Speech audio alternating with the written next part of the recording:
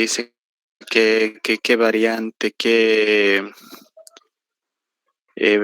virus está circulando en ese medio. ¿Será que existe o ya tenemos la cepa de Manaus, Buenas la tardes. P1?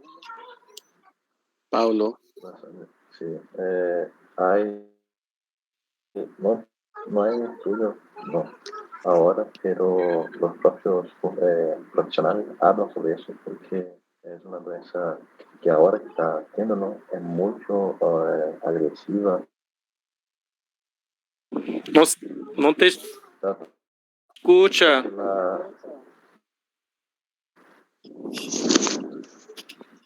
Choro.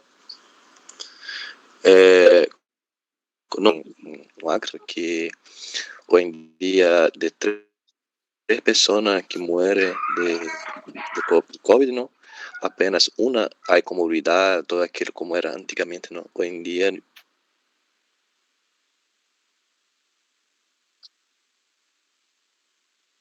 el jueves todo estão assim entrando em UTI, sendo internado. Jueves não tem mais especificaciones.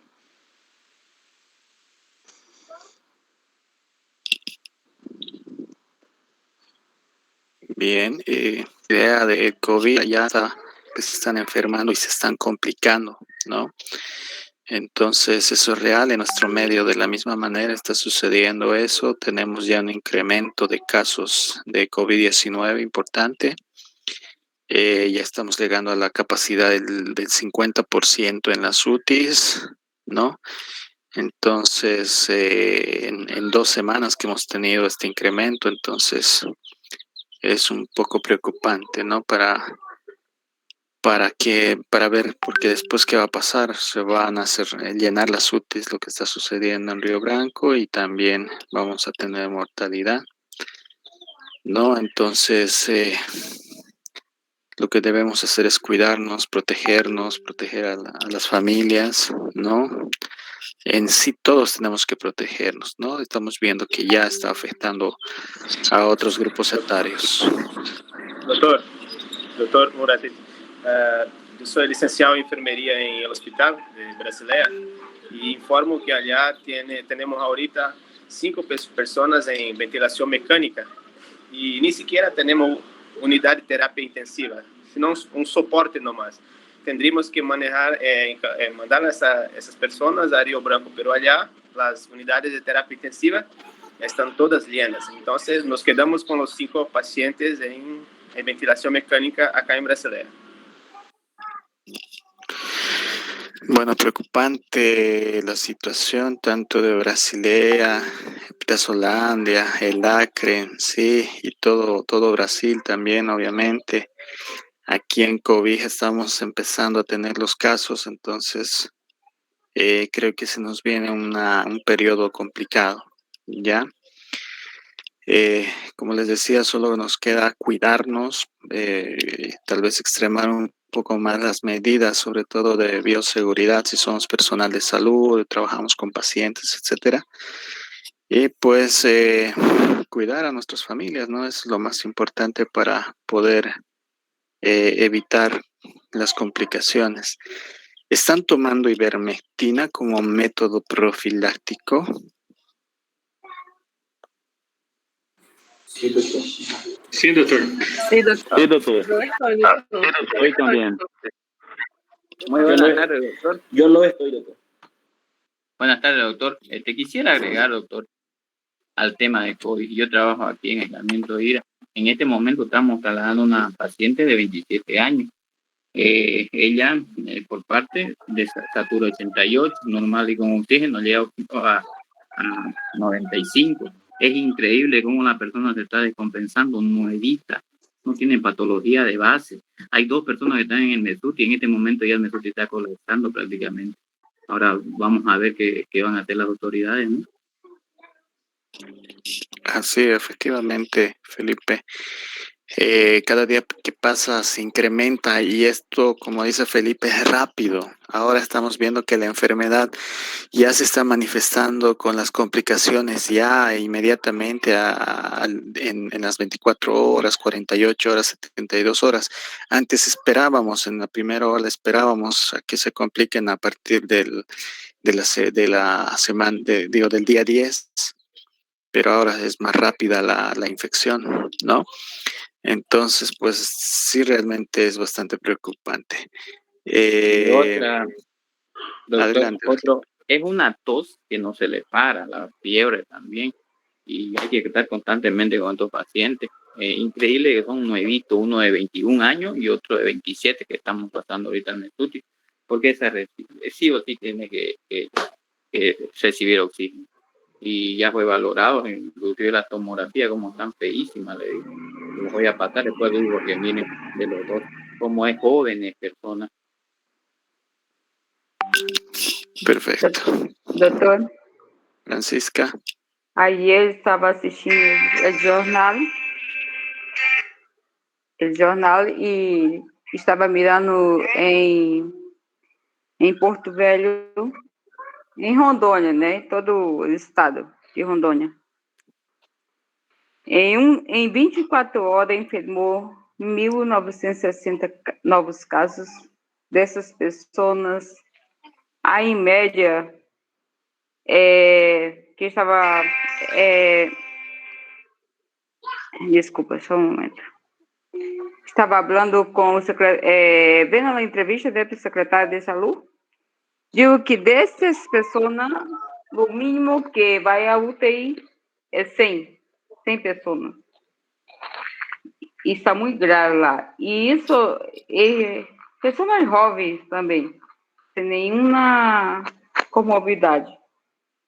E dessas 100 pessoas, 40 estão indo a óbito. E há 50 dias que não há nenhuma vaga na UTI. Ou seja, estão tentando transportar em outros estados, só que já não há mais vaga também, então está um caos. E Porto Velho foi o primeiro, né, antes que Rio Branco que começou essa nova cepa, não? Então lá é uma tristeza de você ver como está a situação deles.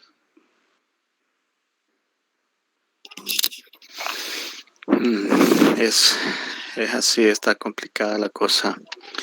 Y esto va a ir a más todavía porque estamos, nosotros por lo menos aquí en Pando estamos empezando la tercera ola. Y como miren, al principio ya estamos teniendo problemas de saturación de pacientes que necesitan ya ventilación, necesitan oxígeno, etcétera. Entonces, cada día que pasa se complica la situación. ¿Alguien más tiene alguna información? Olá. Lones. Vou passar uma experiência que eu tive ontem. Eu trabalho no Raio X do hospital aqui de Brasileia. Algumas pessoas que eu faço Raio X, fiz o Raio X de manhã, quando foi à noite, no hospital, já com dificuldade de respirar e já teve que ser internada. Então, é muito rápido a evolução em relação a essa doença. Bien, Rones. Habría que ver, ¿no? Habría que verla. Primero, tal vez, bueno, no sé, ustedes están... Hay algunas personas que están en primera línea, están trabajando con pacientes positivos para COVID, sacan laboratorios, exámenes complementarios, etcétera. Entonces hay que ver el comportamiento, eso es un poco de vigilancia epidemiológica también, ¿no? Acerca de la enfermedad y cómo va evolucionando.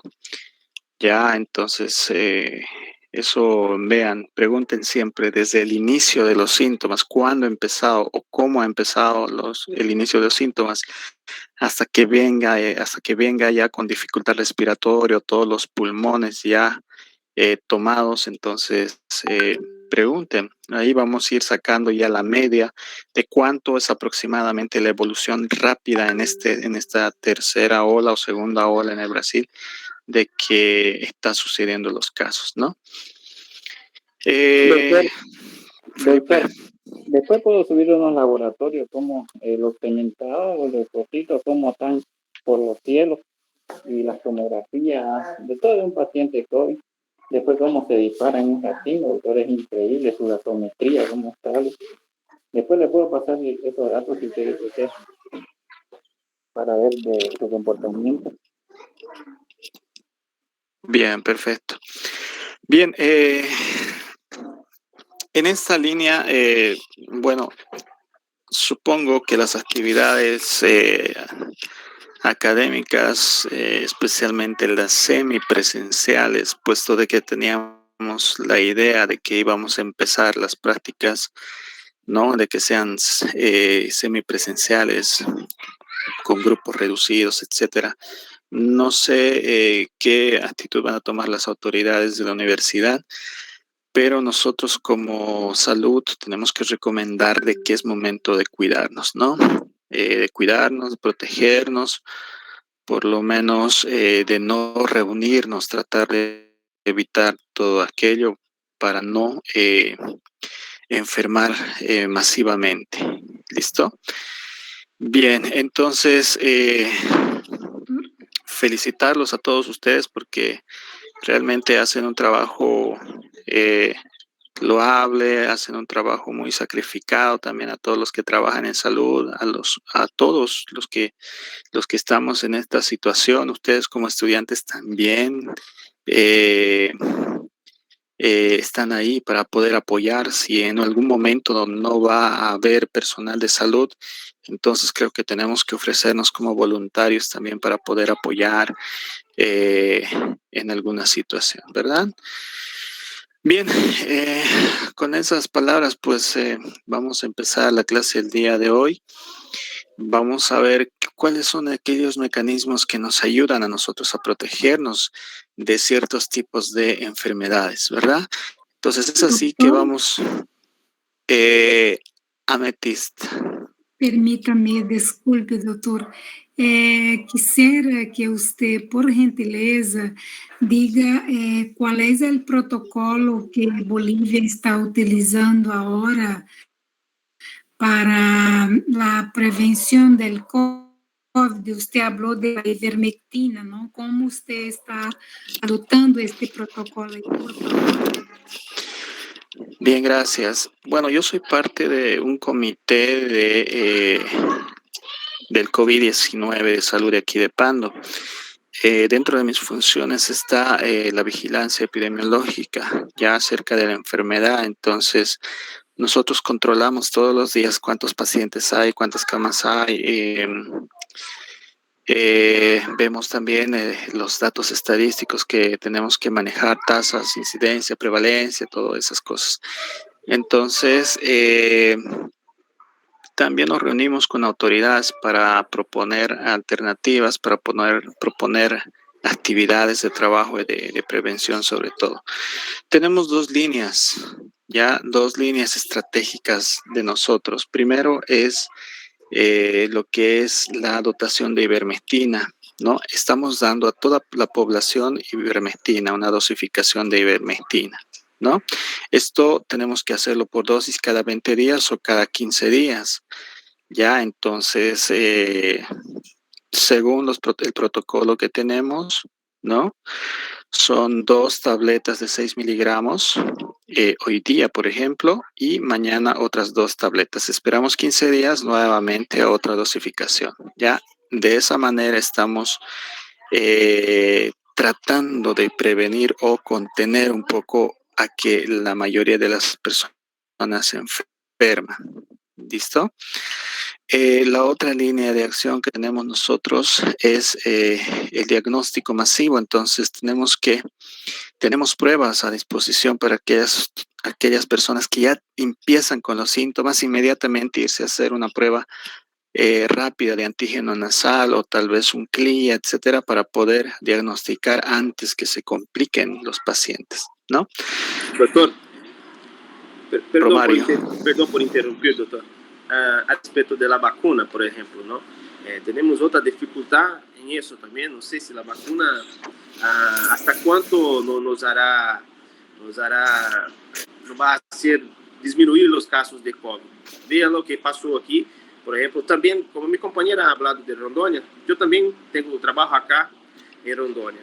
Trabalho allá em Rondônia. A coisa por exemplo, te posso dizer, de mis companheiros, todos han vacunado. Por ejemplo, con la vacuna, y después de, ya hace unos 50, 60 días que hemos vacunado, 4 están enfermos de COVID y uno muy grave, por señal. Entonces, tenemos eso también. Hasta no sé si la vacuna va a tener un tiempo para dejar una buena seguridad o que, no sé qué. Entonces, el virus hasta con la vacuna nos deja preocupados. Bien, eso es un dato súper importante, ¿ya? Es un dato muy importante. A nivel mundial, ustedes saben que se está distribuyendo las vacunas, ¿no? Están comprando como locos los países y obviamente los países más ricos tienen a la adquisición de estas vacunas. Hay diferentes tipos de vacunas, ustedes los conocen, ¿no? En nuestro medio, por ejemplo, se ha vacunado lo que es el Sputnik, ¿no? La vacuna rusa, y llegó también la otra vacuna, la china, ¿ya? Sinopharm, sí, creo que es Sinopharm.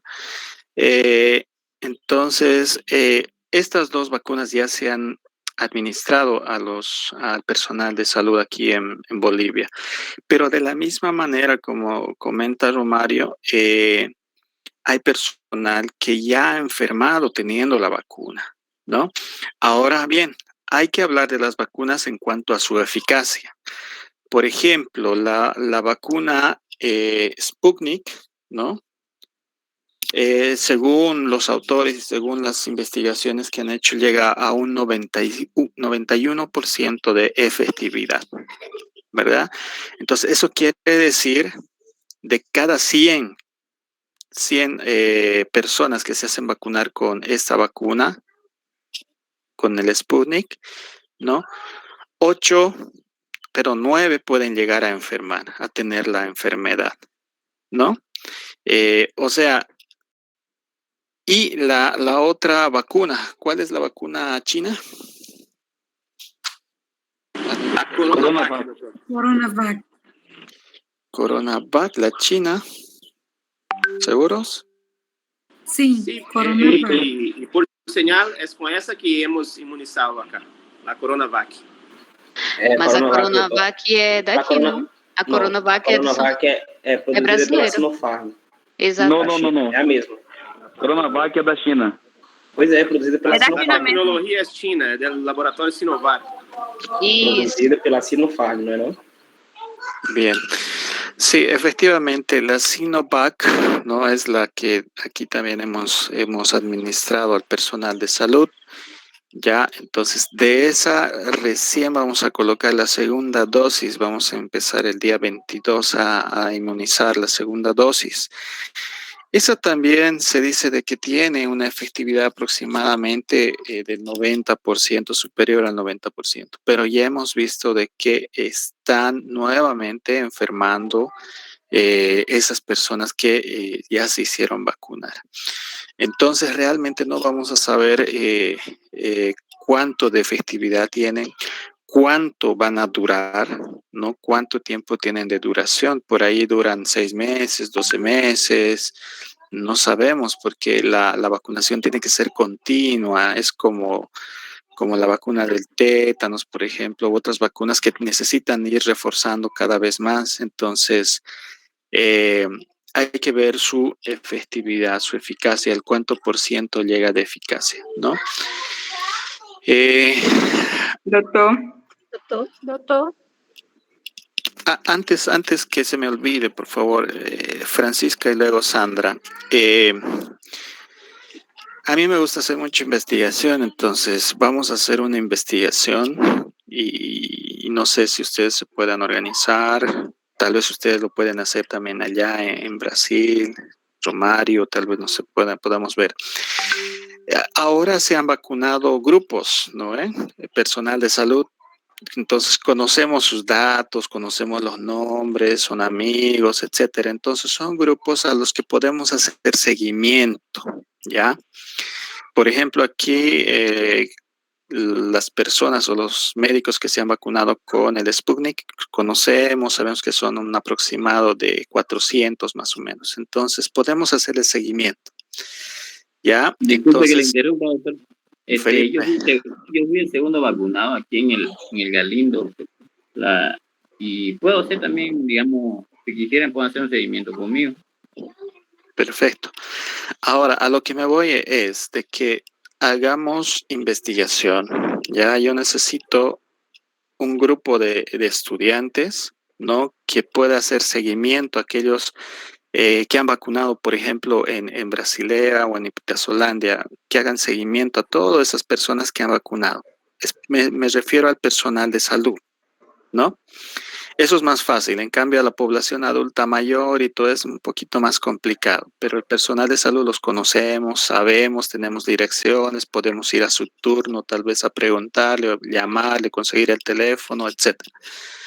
Entonces, vamos a realizar un trabajo de investigación y yo les propongo eso acerca de la eficacia de las vacunas del COVID-19. Entonces aquí en Pando tenemos dos grupos que vamos a hacer seguimiento, tal vez con los chicos de aquí de Pando también, ¿no? Para que les hagan el seguimiento. Ahora, ¿cómo vamos a hacer el seguimiento? Vamos a publicar, ¿no? Vamos a realizar las encuestas digitales que lo hacemos, ¿verdad? Es como dar el examen, ustedes lo conocen bastante bien. Entonces ahí estará el nombre, el teléfono celular, los síntomas que han tenido cuando se han administrado la vacuna, ¿no? Y hacerle el seguimiento, mandarle cada 2 meses, cada mes o cada 3 semanas, etcétera, mandarle un mensaje y decir cómo está bien, ha tenido síntomas, por ahí ya enferman, han tenido síntomas, etcétera. Entonces eso nos va a ayudar bastante a ver la eficacia de estas vacunas. ¿Listo? Entonces, si les interesa, obviamente no es obligatorio, si les interesa conocer, buscar grupos, cómo podemos hacer el trabajo de investigación, porque esto también obviamente es puntaje para ustedes, ¿no? Podemos hacer esta investigación. Y esto no es exposición. Por ejemplo, yo no voy a ir a tomarle la muestra, yo no voy a estar ahí con los pacientes. No. Simplemente es controlarle por el teléfono celular o mediante encuestas, ¿no? Controlarle y por favor, deme estos datos o preguntarle su estado de salud, nada más. ¿Ok? Doctor. Pero primero Francisca, luego Sandra y luego Fabiola. Nos vamos a ordenar y luego Regina. Doutor, seria nessa linha mesmo que eu ia falar, porque como é tudo novo, né? A vacuna é nova, então não sabemos, né, se vai ser eficaz, se não vai ser, porque é um estúdio novo, não? Não sabemos, porque foi muito rápido também, não? Então, creio que pode ser que seja eficaz, como pode ser que não, mas quanto grupo aí de estudo, eu tenho uma sobrinha que é médica aqui em Brasileia, e eu posso acompanhar para hacer isso, la investigación. Perfecto, bien. Ahora, el seguimiento no es solamente una vez, va a ser por toda esta gestión. Tenemos que tener datos por lo menos hasta noviembre, ¿no? De esta gestión. Sí, por lo menos hasta noviembre, porque en diciembre ustedes saben que se cierra la universidad y ya tenemos que presentar nuestro trabajo de investigación. Entonces, hasta noviembre, finales de noviembre, ya tenemos que tener todos los datos. Por ejemplo, Franco, por ejemplo, se hace cargo de todos los vacunados del hospital, digamos, ¿no? O del área de aislamiento. Entonces, él le va a hacer seguimiento a sus compañeros, ¿verdad?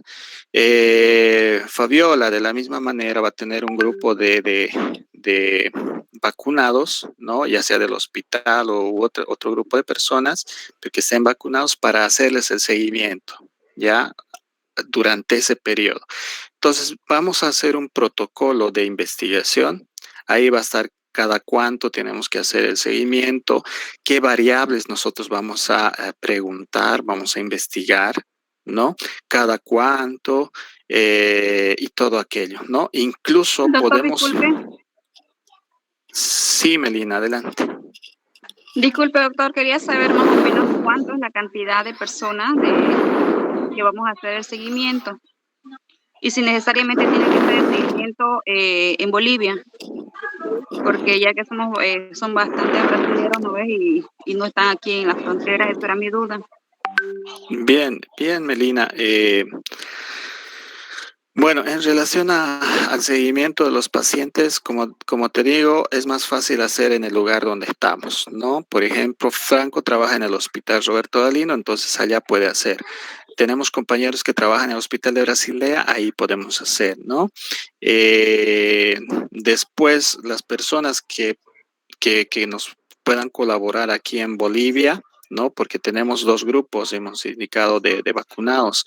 Entonces nos podemos dividir esos dos grupos también, personal del CEDES, personal de los centros de salud, etcétera. Entonces podemos hacer el seguimiento. ¿Ya?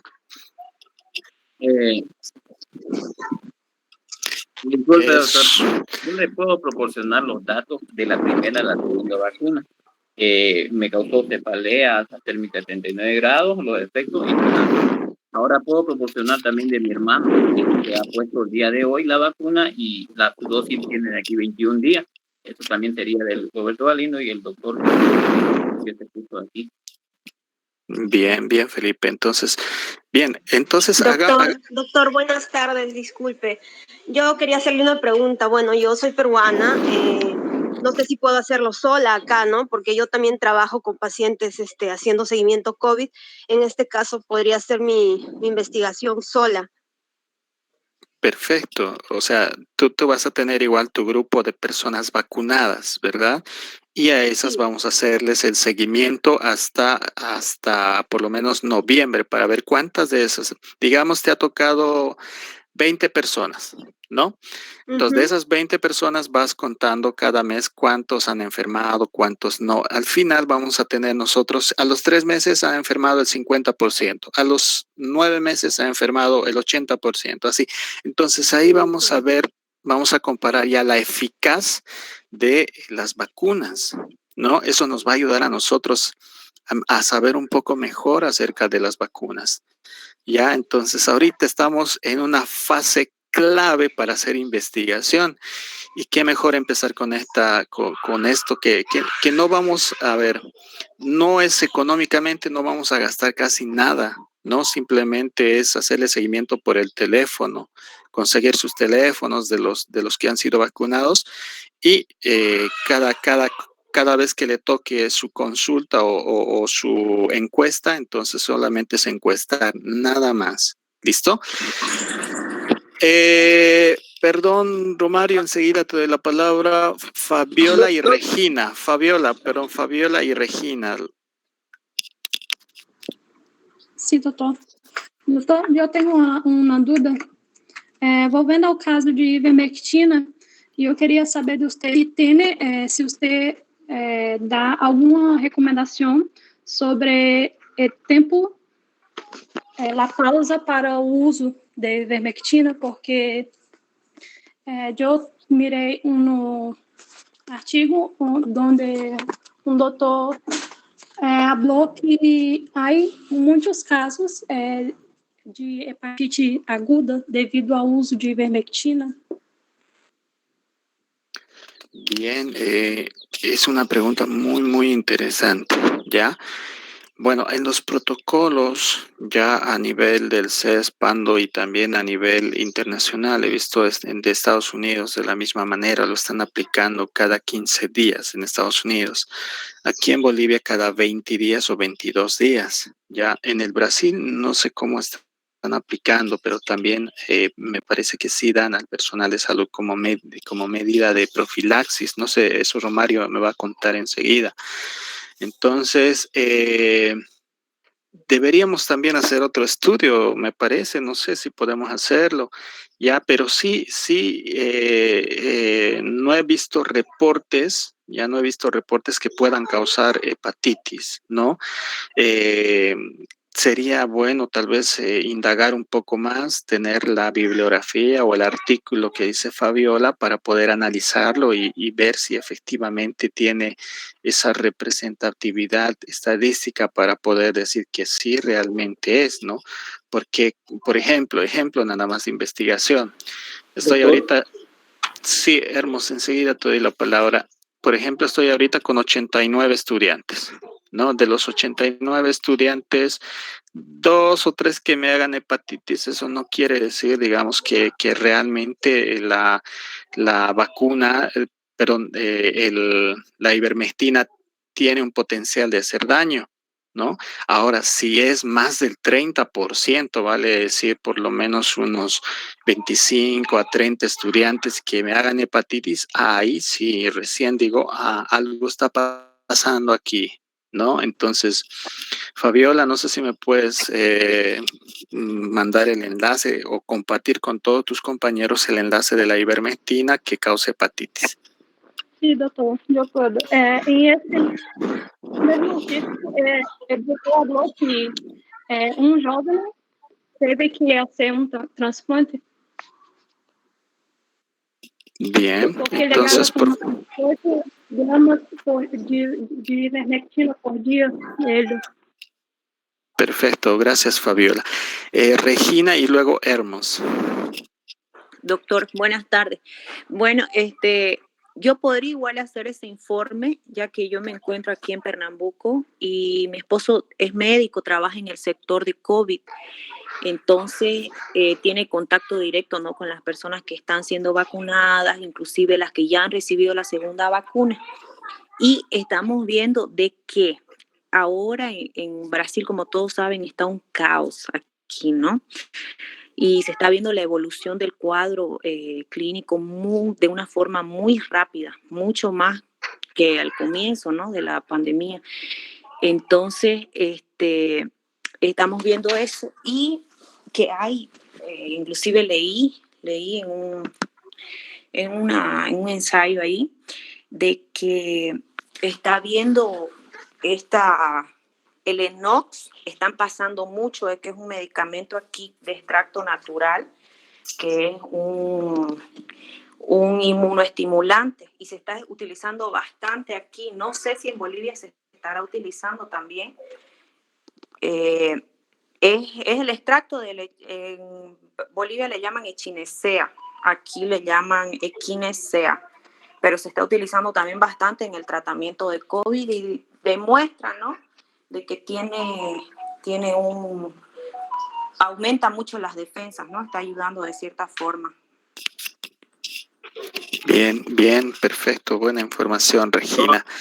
De la misma forma, ¿nos puedes ayudar a hacer la investigación en ese grupo, ¿no? Y qué mejor integrar lugares lejanos también, ¿no? Y ir tratando de consolidar solamente una información. Entonces eso nos va a ayudar bastante en la investigación que queremos hacer. ¿Listo? Entonces cada uno yo creo que va a ir aportando con la investigación, ¿no? Por ejemplo, a Regina le vamos a dar unos 20 pacientes, ¿no?, o 20 personas que ya se han vacunado y que les haga el seguimiento a la semana, a los 2 meses, a los 3 meses, a los 6 y a los 9 meses, digamos, ¿no? Entonces, con eso ya vamos a tener datos más exactos acerca de las vacunas. Hermos y luego Romario. Doctor, es que yo quiero resaltar sobre lo que la compañera Fabiola habló. Yo también busqué y miré algunas noticias sobre esto. pero se tratava de quando o paciente utilizava em demasiado o uso de ivermectina, fazia um uso indiscriminado da medicação, e assim, como todo uso indiscriminado de alguma medicação traz algum problema para a pessoa. E eu virei isto. E também, a meu ponto de vista que há protocolo com uso de ivermectina, de hidroxicloroquina, pero eu não confio tanto ainda. Eu necessito ainda de alguns estudos científicos mais embasados. Que a ivermectina, o uso dele aqui em los estudos que trouxe algum benefício, são de 50 vezes, o uso dos estudos foi de 50 vezes maior do que o paciente ou a pessoa pode tomar a dosagem. Então, eu necessito de alguns estudos a mais para poder ter confiança em esta teoria. Perfecto, me parece excelente que podamos nutrirnos un poco acerca de estudios que realmente tengan validez científica para poder aplicar estos tratamientos, ¿no? Especialmente de la ivermectina. Ahora hay estudios muy fuertes, muy serios acerca de la ivermectina, como los metaanálisis, ¿no? Ustedes saben que son la recolección de trabajos científicos de buena calidad, ¿no? Con una población grande de estudio. Entonces, efectivamente han visto su efectividad acerca de la prevención, incluso durante el proceso del COVID y durante la recuperación del COVID. Entonces, podríamos compartir entre todos nosotros, tal vez la próxima clase, o no, el próximo jueves, vamos a tener un poco más de tiempo, pero el lunes es un poco pesado. Entonces, el próximo jueves ya podemos hablar un poco acerca de los artículos. Entonces, gracias, Hermos, por aportar en la tarea del día jueves. Vamos a hablar ya de la ivermectina. Entonces, cada uno de ustedes va a buscar un artículo que le llame la atención, ¿no? Acerca de la ivermectina, ¿listo? Pero de revistas internacionales que sean bien conocidas, ¿ya? Entonces eso es importante para poder conocer y que no pasen de la gestión 2020 entre de noviembre y diciembre, donde ya se ha investigado un poco más, ¿no? Bien, Romario, ¿qué quieres compartir, por favor, Romario? No, doctor, era que de esta tarea que algum companheiro que queira também aportar aqui em Brasileira, nos pode comunicar a mim ou então a Rones, será muito bem-vindo. E esta questão da ivermectina, como a companheira bem falou e pôs essa questão, acá em Brasil houve, doutor, uma politização desta situação. Assim que o Ministério da Saúde lo recomenda, ¿no? Que lo utilicen, pero por algunas cuestiones políticas, los gobernadores, la mayoría de las alcaldías no la dan seguimiento, por cuestiones políticas mismo, ¿no? Puramente políticas. Pero lo que vemos, acá no lo utiliza en la prevención. La gente nomás la busca y la toma, ¿no? Pero no hay una política pública para dar ese medicamento tan importante a la gente. Entonces, pero lo que podemos ver es que los protocolos médicos acá, 7 en cada 10 médicos, ¿no? Al tratar una persona en la fase inicial del COVID, la recomienda la ivermectina, así como la vitamina D, vitamina C y otras cosas más, ¿no? Pero nadie tiene la coraje de verdad de llegar y decir, bien, es importante. Pero la mayoría de los médicos la toma en cuenta y la está aplicando principalmente en las fases iniciales del tratamiento del COVID. Perfecto, bien. Aquí en Pando, de la misma forma, como dice Romario, no es una política pública el de dotar ivermectina, ¿no? Porque si bien el Ministerio de Salud dice que sí, pueden dar, pero no quieren, ellos se cuidan, digamos, las espaldas, ¿no? Por ejemplo, pasa un caso de hepatitis, entonces ya la gente va a querer procesar, va a querer demandar al ministerio, al CES, etcétera. Entonces, ellos se cuidan un poco más, ¿no? Pero a nosotros nos interesa recuperar a las personas, nos interesa de que no se enfermen, no se compliquen las personas, de que no mueran, ¿verdad? Entonces tenemos que aplicar algo, no nos tenemos que dejar quedar con los brazos ahí cruzados y sin hacer nada. Entonces, sí es importante, si se ha demostrado su eficacia, entonces, ¿por qué no dar el tratamiento? Obviamente dentro de los parámetros permitidos. Si le damos mucho, ya tiene también alguna alteración, ¿verdad? Bien, bueno, con ese comentario me parece muy interesante el aporte de todos ustedes. Vamos a hacer esa investigación, ya en la parte de investigación, obviamente, vamos a llegar a este punto donde aportemos un poquito con todo lo que vamos a recolectar de diferentes partes, ya sea Brasil, Bolivia, etcétera. Vamos a hacer un solo trabajo de investigación y eso incluso lo podemos publicar como curso, como cuarto año, como medicina tropical, etcétera. Entonces, sería muy interesante, ¿no? Bien, entonces, para eso voy a ir trabajando acerca del protocolo de investigación, ¿no? Tengo que hacer un perfil de proyecto, ahí ya vamos a ver el protocolo, cómo vamos a realizar, ya les indicaba cuál va a ser nuestra metodología y todo eso para poder aplicar esta investigación.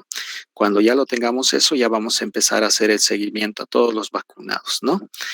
Eso voy a trabajar esta semana y también vamos a integrar a algunas personas que nos ayuden en la parte estadística y todo aquello, ¿no? Bien. A Romario le voy a pedir un favor, por favor, si tú puedes conseguir la lista de vacunados del personal de salud. Seguramente, doctor, puedo conseguir, sí. Entonces ahí, no sé si de Basilea o de Pitazolandia o alguien nos puede ayudar de Pitazolandia también. Yo pudiera, doctor. Ya. De Pitazolandia. Perfecto. Ya, entonces, con eso ya vamos a tener, a ver, lista de Cobija, ya vamos a tener la lista de Basilea y de Pitazolandia, ¿no? Del personal de salud de Pitazolandia. Eso. Alguien, tal vez que esté en Río Branco, nos pueda conseguir una lista, tal vez, o ver cuántas personas podemos hacer seguimiento allá en Río Branco, otra persona en Pernambuco, otra persona tal vez allá en Portobelo, no sé si alguien está también en Portobelo, entonces así, vamos integrando, vamos juntando todos los insumos primero y luego ya hacemos la investigación. Rocío Arroyo también nos va a ayudar por parte del Perú. ¿Listo? Entonces, miren, es una investigación tripartita, Perú, Bolivia y Brasil, entonces creo que puede salir buenos datos, buenos resultados de esta investigación. Bien, ahora sí vamos a avanzar rapidito. Esto es un tema sencillo, bonito, acerca de la microbiota normal. Ya lo vamos a hacer rapidito, por si acaso todos los que han asistido hoy día y pongan su nombre, por favor, y su RU en el chat. Tienen ya la práctica del día de hoy y también tienen su puntaje por participación, ¿ok? Bien, entonces...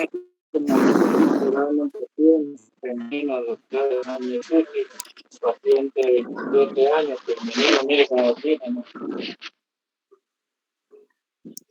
Bien, Felipe, bien.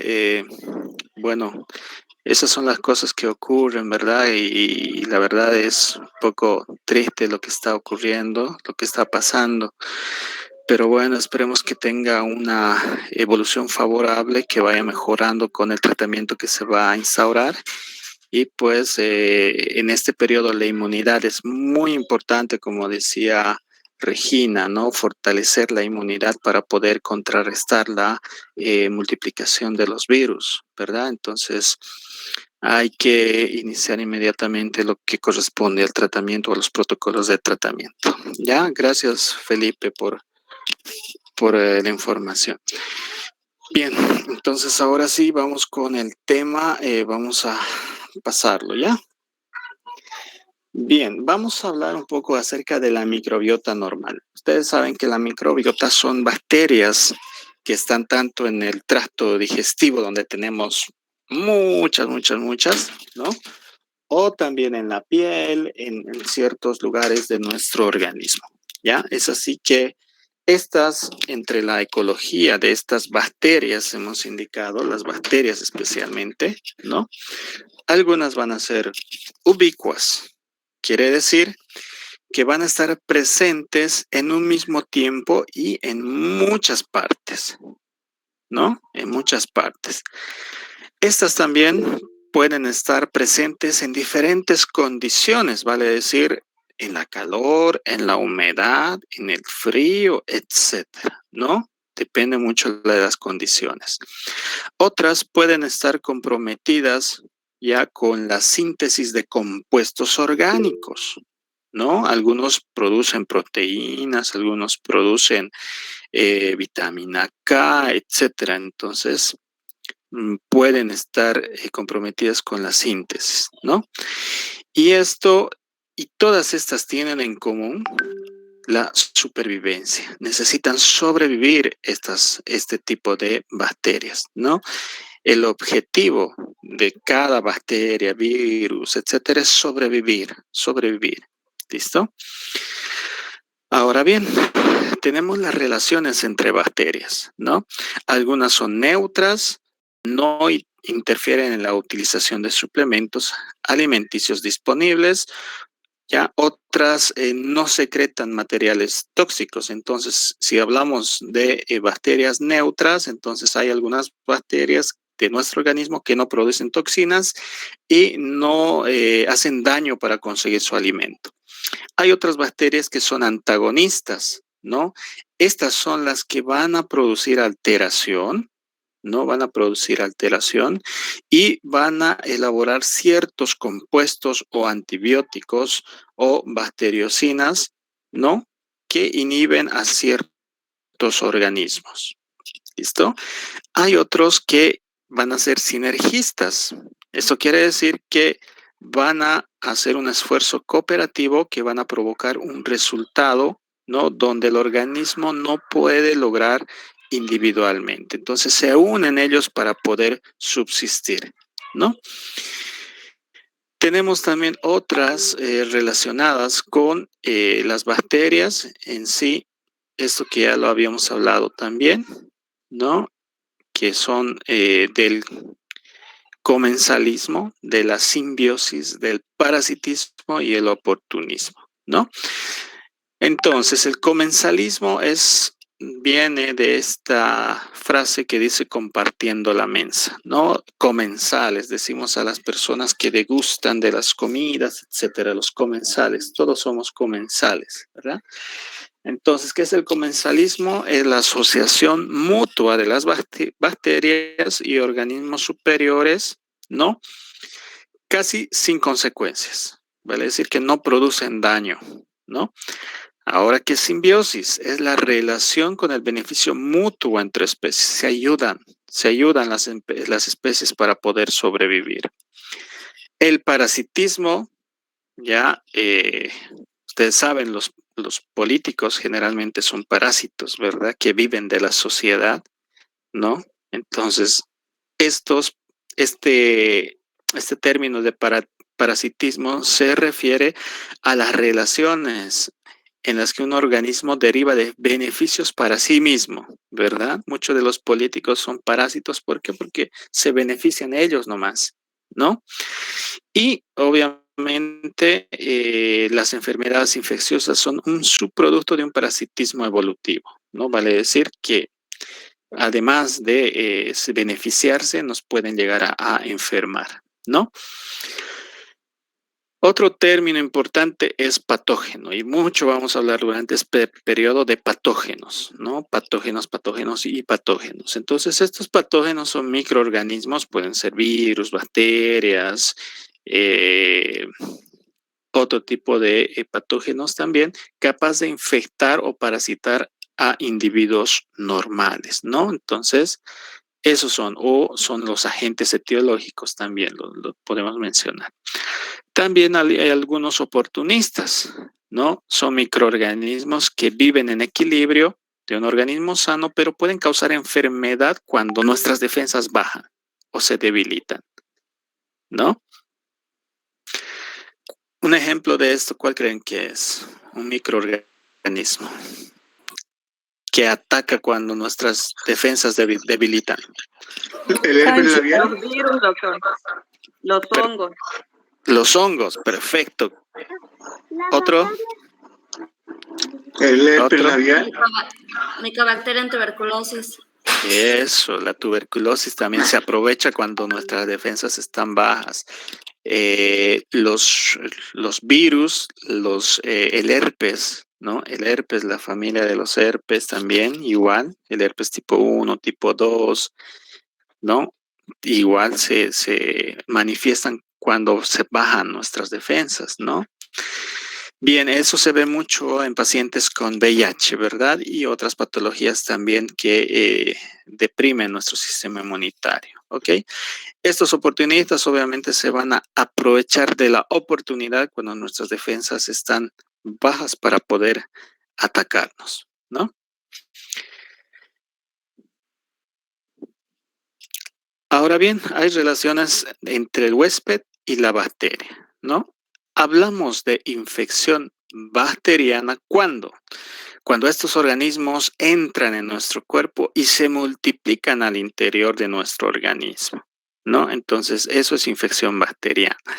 Colonización bacteriana, también la capacidad de las bacterias para establecerse y multiplicarse rápidamente, ¿no?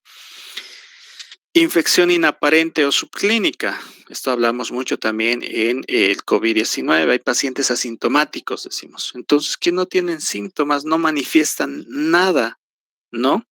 Entonces, eso es una infección inaparente o subclínica o asintomática también, ¿no? No tiene manifestaciones clínicas. Y otra es la enfermedad infecciosa, ¿no? Enfermedades causadas por múltiples agentes patógenos, ya pueden ser bacterias, virus, hongos, parásitos, etcétera, ¿no? Pero van a presentar signos y síntomas. ¿Listo? ¿Dónde viven estas bacterias? Viven en el suelo. ¿Quiénes viven en el suelo? El Mycobacterium tuberculosis, el carbunco, ¿no? Viven en el agua. ¿Quién vive en el agua? Cólera, doutor? ¿Perdón? Vírus de cólera? Eso. Pero el cólera será virus. Una bacteria. Protozoário, doutor. Vibrions, doutor. Protozoa. ¿Ves protozoario? Vibrio cholerae. Vibrion. Es una bacteria, ¿no? Eso, es una bacteria. Solo su nombre es Vibrion cholerae, ¿no? Entonces, este vive en el agua generalmente, ¿no? Y otros en el aire, algunos patógenos también que pueden causar este tipo de lesiones o infectar, ¿no? Bien, entonces hay patógenos en la leche, que viven en la leche, en los animales, en el aire, el COVID-19, ¿verdad? Y tienen ciertas condiciones físicas y químicas también diversas, ¿no? Entonces, todos estos agentes infecciosos no pueden adaptarse a ciertos ambientes, ¿verdad? ¿Y para qué? ¿Para qué se adaptan? Para seguir multiplicándose, dividiéndose y subsistir. Aquí está esta paciente que está botando sus gotitas de Fluget. Estas son las gotitas de Fluget, miren, las más grandes. Y las que son más pulverizadas, ¿cómo se llaman? ¿Alguien sabe? Estas son las de Fluget, ya estas que están cayendo rápidamente. Pero estas que son más pequeñitas, pulverizadas, se van a mantener en suspensión. Esas se van a llamar gotitas de aerosol. Eso puede ser aerosoles, pero tienen su nombre también. Hay unas gotitas llamadas de Wills, que son pequeñísimas, ¿no? Entonces, de esta forma también podemos contagiar o puede haber partículas suspendidas en el aire para producir enfermedad. Ahora bien, ya hemos conocido los patógenos, ¿no? Que viven en diferentes lugares, pueden producir diferentes características, a veces asintomáticos o procesos infecciosos, etcétera. Y ahora nos toca defendernos, ¿no? Cuando estamos en contacto con alguna de estos patógenos, nos toca a nosotros defendernos. ¿Cómo nos vamos a defender? Con la microbiota normal, ¿ya? Es una barrera de defensa externa, ¿no? Entonces, la población de microorganismos que habita en la piel son normales, ¿no? En nuestra piel, si podemos ver con un microscopio potente, podemos observar que existen miles y millones de bacterias que viven normalmente ahí, es su hábitat normal, ¿no? Estas pueden ser residentes o pueden ser transitorias. Residentes cuando están ahí permanentemente, ¿no?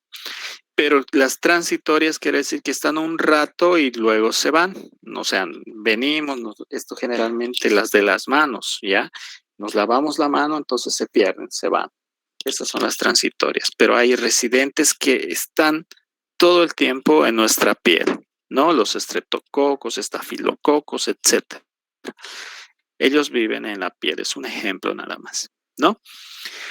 Entonces, ¿para qué nos sirven estas microbiotas? Estas sirven para impedir la colonización de otros patógenos, ¿no? Especialmente patógenos del medio externo, y evitar el desarrollo de una posible enfermedad, ¿no? ¿Por qué? Por interferencia bacteriana. Entonces, ¿para qué nos servirá nuestra flora bacteriana normal? Para evitar, ¿no?, el desarrollo de la enfermedad por medio de la interferencia bacteriana, ¿ya? Ayudan otros a la absorción de micronutrientes, ¿no? Entonces, esto es importante en el intestino, ¿no? Para absorber los micronutrientes, ¿ok? Hay microorganismos residentes, ¿no?, en lugares diferentes en todo nuestro organismo, ¿no? Donde menos nos imaginamos están la microbiota normal. Esto en grandes cantidades como el intestino, o puede haber en pocas cantidades también, ¿no? Y estos, cuando pierden su equilibrio, pueden llegar a provocar una enfermedad. Aquí están algunas características de la microbiota normal de la piel. Esto nos defiende debido al gran contacto que tiene la piel con todo el medio externo, ¿no? También la microbiota presenta una flora microbiana residente, bien definida, constante, ¿no? Ahí están lo que les decía, los estreptococos, estafilococos, etcétera. Y se diferencian por región anatómica. En la piel no van a ser los mismos residentes o los mismos microbios que en la boca, ¿no? En la boca van a ser diferentes. En el recto van a ser diferentes. En el meato urinario también hay otra flora bacteriana diferente. Entonces se van a diferenciar mucho de acuerdo al lugar donde puedan estar localizados. Ahí vemos una fotografía de la piel, ¿no? El folículo piloso, y ahí están las bacterias que generalmente tienen esa característica, ¿no? Son como bastones y están normalmente en la piel, ¿no? Ahora, aquí están algunos de los microorganismos residentes: bacilos, dipteroides, anaerobios, ¿no? Aerobios y anaerobios, estafilococos, gram positivos, estreptococos, los alfa hemolíticos, ¿no? Los bacilos coliformes, gram negativos, hongos, levaduras, un montón, vale decir, una selva de estos microorganismos, ¿ok?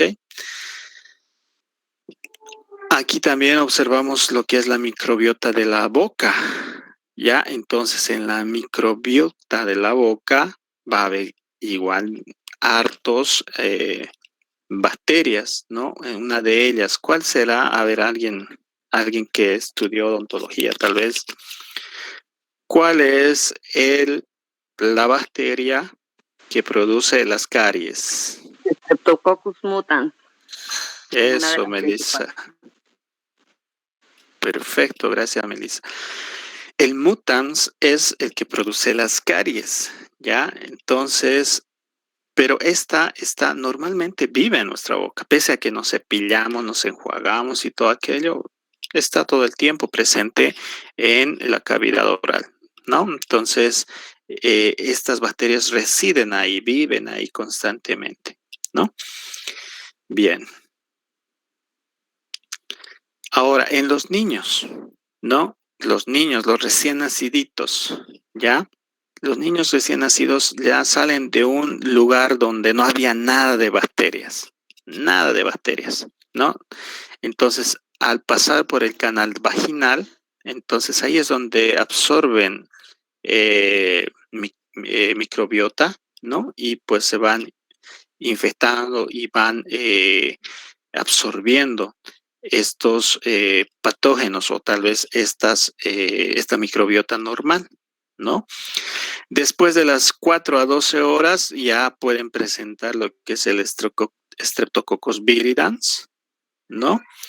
Pero esto no quiere decir que le va a enfermar, son flora bacteriana normal.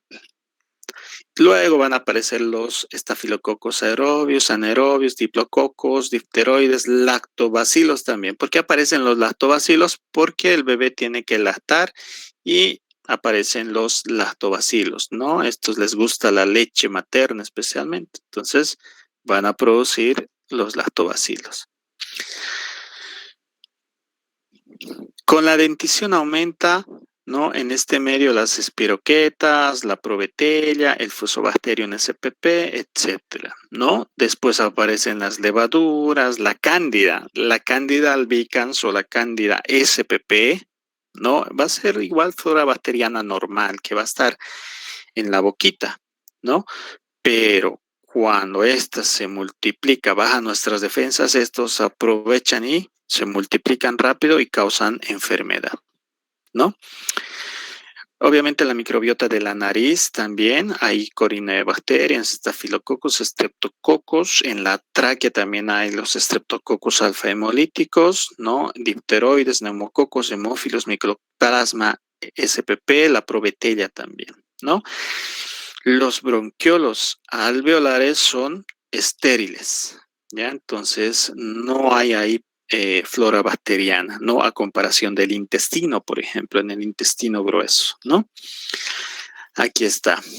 Cuando son recién nacidos, el intestino es estéril. ¿Por qué? Porque nunca han deglutido un alimento, ni leche, ni nada. Entonces es sumamente estéril, ¿no? Posteriormente ya, cuando ya empiezan a lactar o durante el paso del canal del parto, ya pueden producir, ¿no? Ya pueden más bien ingerir lo que son esa microbiota del canal vaginal o tal vez al consumir alimentos, ¿no? Los microorganismos son introducidos a través de los alimentos. Efectivamente, todos los alimentos tienen algunas bacterias, ¿no? Al amamantarse, bueno, al dar leche a los lactantes, ¿no? Llenan el intestino de microorganismos anaerobios, etcétera, ¿no? Ahí están los gram positivos, estreptococos, bacilos y lo que les decía, el ácido láctico, cuando hay leche materna de por medio, ¿no? Hay ciertas características, miren, en los lactantes que se alimentan con la fórmula tienden a ser una flora bacteriana mixta con menor cantidad de lactobacilos, ¿no? Entonces, cuando hay menos lactobacilos, los niños empiezan ¿a qué? Estreñirse, ¿no? Son estreñidos los niños cuando no hay gran cantidad de lactobacilos. Eso es cuando ocurre, cuando le dan alimentos o fórmulas alimenticias, ¿no? En el esófago también hay microorganismos, ¿no? De la saliva, de los alimentos. El estómago mantiene el nivel, se mantiene ese nivel de flora bacteriana normal. ¿Por qué? Porque gracias a la acción de la acidez gástrica, el pH del estómago también protege contra algunos patógenos entéricos, ¿no? Y a medida que el pH del contenido intestinal se torna alcalino, la microbiota aumenta gradualmente y puede provocar igual enfermedad, ¿no? Ahí está, que no ha pasado por ese periodo. Todos hemos debido lactar leche materna y aumentar nuestros lactobacilos, ¿verdad? En el colon, el 96 al 99% de la microbiota residente está constituido por anaerobios, ¿no? Especies de bacteroides, Fusobacterium, ¿no? Los Clostridium y los Coccus gram positivos. Del 1 al 4% de la microbiota en el colon está constituido por anaerobios facultativos y el 10% por una bacteria transitoria. ¿Listo? Ahora, ¿cuál es la importancia de que hemos hablado? Hay miles de bacterias en el tracto gastrointestinal. ¿Para qué sirven esto? ¿Por qué son importantes? Porque nos van a ayudar a sintetizar lo que es la vitamina K.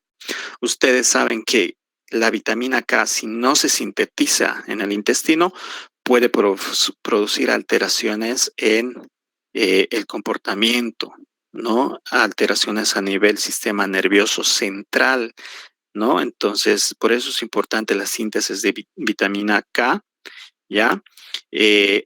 Puede producir alteraciones, obviamente, en el hígado, ¿no? En el hígado donde se producen los factores de coagulación.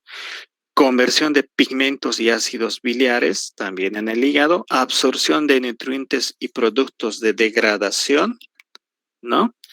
Antagonismo con los patógenos, ayudan a frenar de que los patógenos no se vayan multiplicando.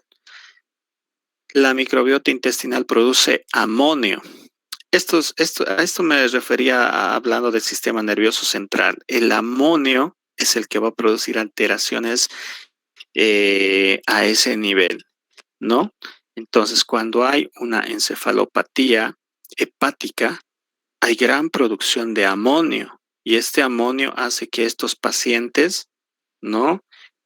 Pierdan la conciencia, estén desorientados.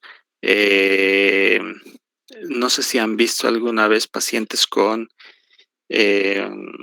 cirrosis hepática. Generalmente a estos pacientes que tienen cirrosis hepática, ¿no? Se altera lo que es la flora microbiana normal y hay un aumento importante de amonio que les va a producir una alteración en el sistema nervioso central.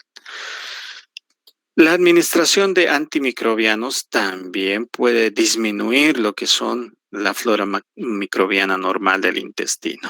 En la uretra hemos dicho que tenemos también microorganismos, ¿no? En la vagina de la misma manera, mucho va a depender del pH, ¿no? La vagina tiene un pH ácido, ¿no? Entonces eso también va a ayudar a la protección para que no vayan multiplicándose los patógenos, ¿no? Bien, ahí está algunos de los de la microbiota normal de la vagina, la probetelia, los Clostridium, la Gardnerella vaginalis, la ureoplasma y algunas especies también de lo que es la listeria, mobiluncus, etcétera, ¿no? El moco cervical también contiene lisocima. ¿Qué es la lisocima? Una enzima, ¿no? que posee la capacidad antibacteriana. Va a evitar que entren esos patógenos, ¿no? O esas bacterias hacia el cuello uterino. En los ojos, las lágrimas también contienen lisocimas, ya también contienen lisocimas. Entonces esa lisocima evita que haya infección en los ojos. ¿Por qué? Porque estamos expuestos con el medio externo. Entonces la lisocima nos va a ayudar a eliminar estos patógenos que existen en los ojos, ¿no? Hay difteroides, Staphylococcus epidermidis, los que producen las famosas, ¿cómo se llaman? Ursuelos, ¿verdad?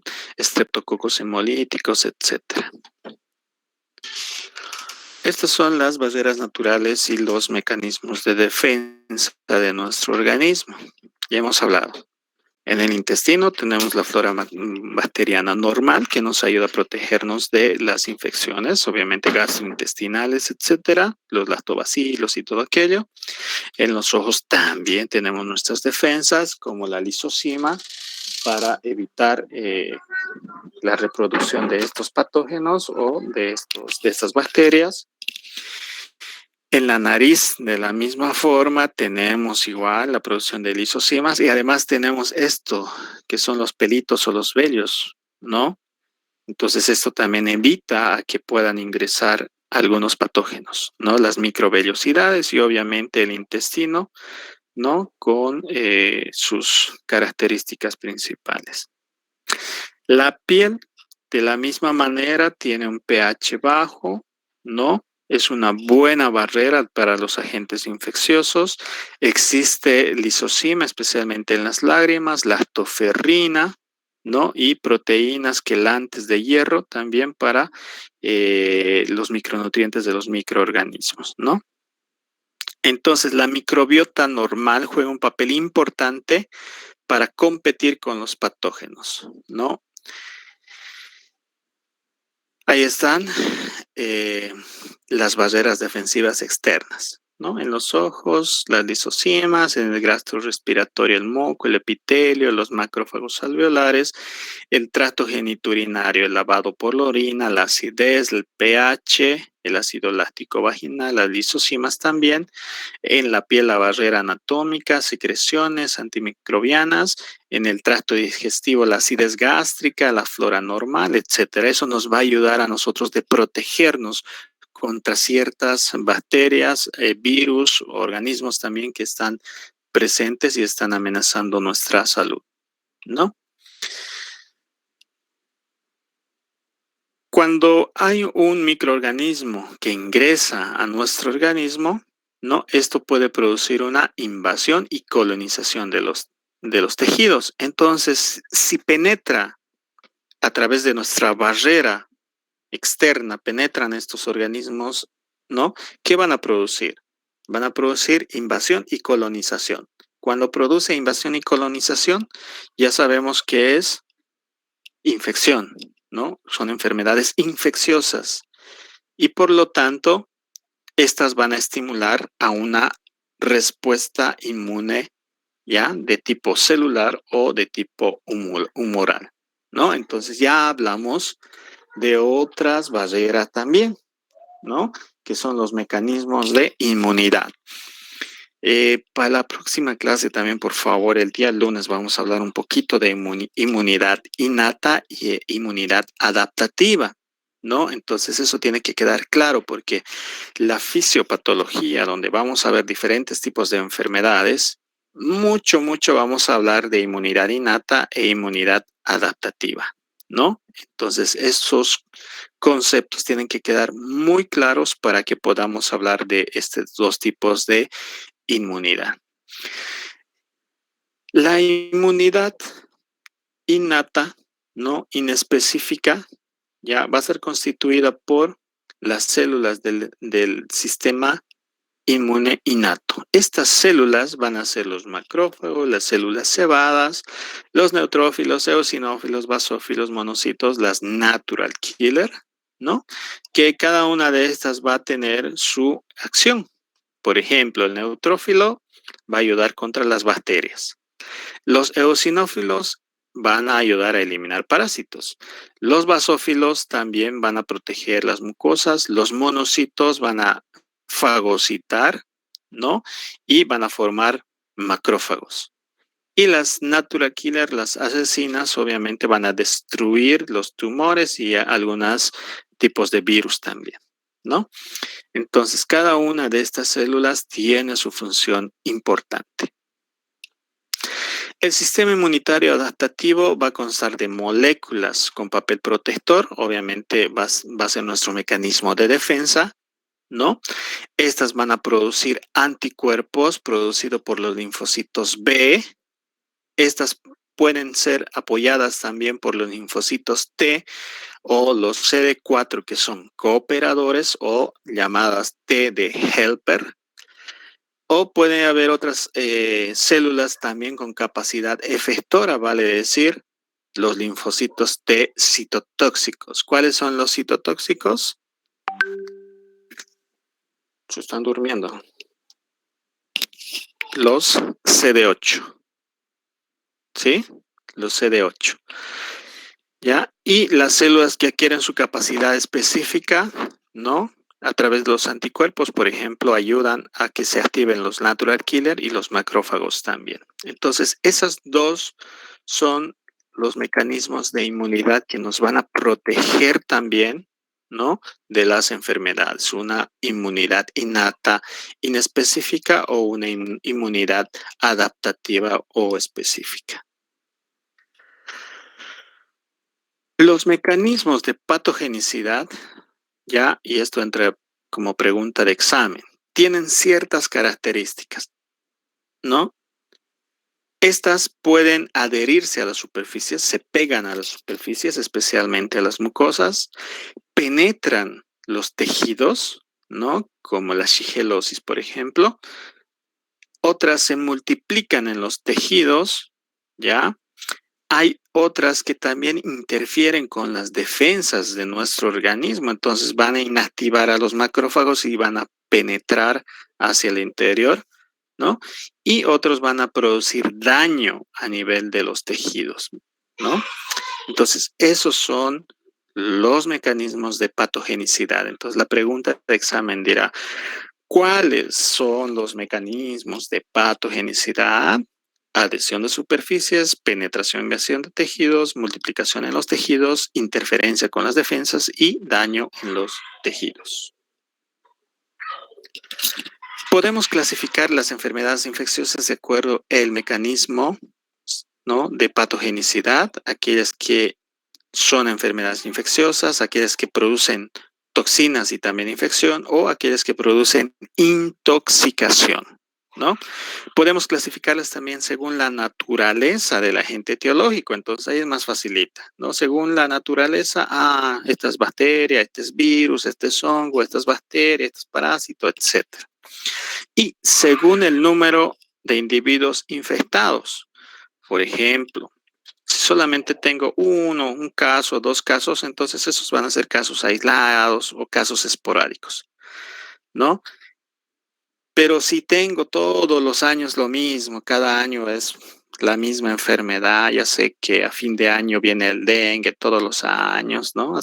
Que termina en marzo, abril, va disminuyendo y para el año otra vez en diciembre y todo eso. Entonces estoy hablando ya de endemia, de enfermedades endémicas que son todo el tiempo están presentes. Pero cuando tengo enfermedades, ¿no? Que me hacen un brote rápidamente, un pico alto, entonces, estoy viendo que hay una epidemia, ¿no? Pero esta epidemia está solamente en lugares bien definidos, tiene fronteras, no puede pasarse de aquí a Basilea, solo en Cobija nomás tiene que estar la enfermedad, esa es epidemia. Pero cuando es pandemia, ustedes ya saben, con el coronavirus, pandemia es todo el mundo, continentes enteros que afectan la enfermedad. Fuentes de infección. Ayer en la anterior clase hemos hablado de fuentes, ¿no? Aire, agua, alimentos, etcétera. Esos son fuentes de infección, ¿no? Tenemos reservorios, los animales. Hemos dicho que son de importancia estos animales, los perros, los monos, los murciélagos, etcétera, ¿no? Y también puede ser el humano o relaciones interhumanas o fuentes interhumanas o humano que puede transmitir las enfermedades, ¿no? Hemos indicado también que hay puertas de entrada, puertas de salida. Entonces, las puertas de entrada pueden ser la oral, ¿no? La puerta de salida, la fecal. Puede haber una puerta de entrada inhalatoria, pueden entrar a través de la piel, ¿no? Puede también pasar a través de la placenta o puede, como algunos de los compañeros indicaba, la transmisión vertical, ¿no?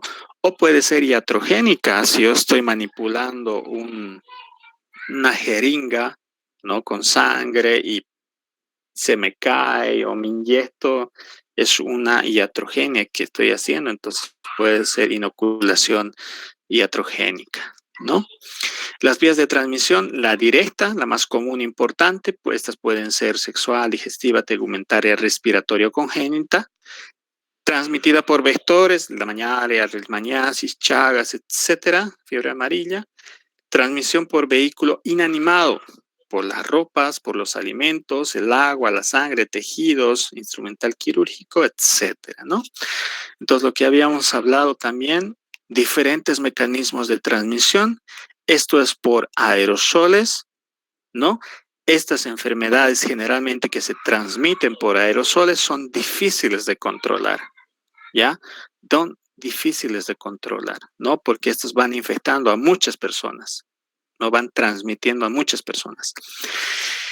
Las enfermedades de transmisión oral, ¿no? Fecal oral, estas sí se pueden ir controlando, ¿no? Porque, ejemplo, yo voy a un restaurante, me sirvo una comida y ahí es donde hay un patógeno y produce diarrea, malestar, fiebre, todo aquello. Entonces yo busco y sé la causa, retiro la comida y ya está. O sea, puedo controlar la enfermedad, ¿no?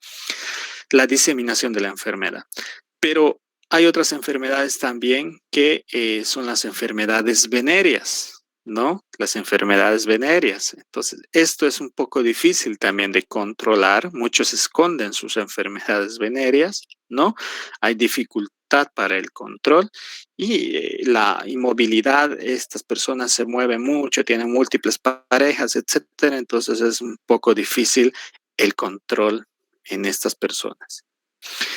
Y hemos hablado también de esto.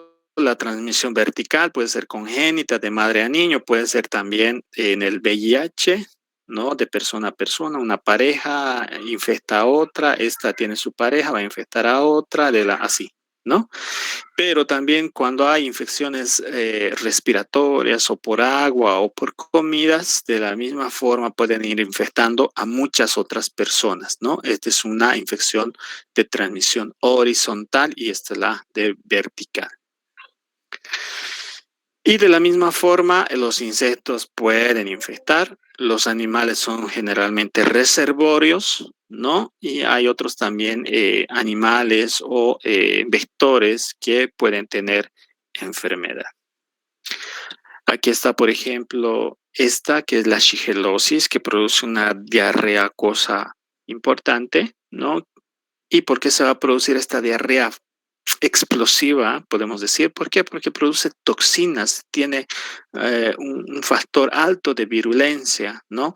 Estas va a tener adhesinas, invasinas, agresinas, impedinas, modulinas, que son toxinas que van a hacer de que esta enfermedad pueda llegar a complicaciones, ¿no? A deshidratación severa y morir por shock hipovolémico, ¿no? Aquí hay otra enfermedad también, el Corynebacterium diphtheriae, tiene también su toxicidad, produce toxinas, adhesinas y agresinas, ¿no? Y nos puede dar una enfermedad como la tos, por ejemplo, la difteria, ¿no? Tos, ¿ya?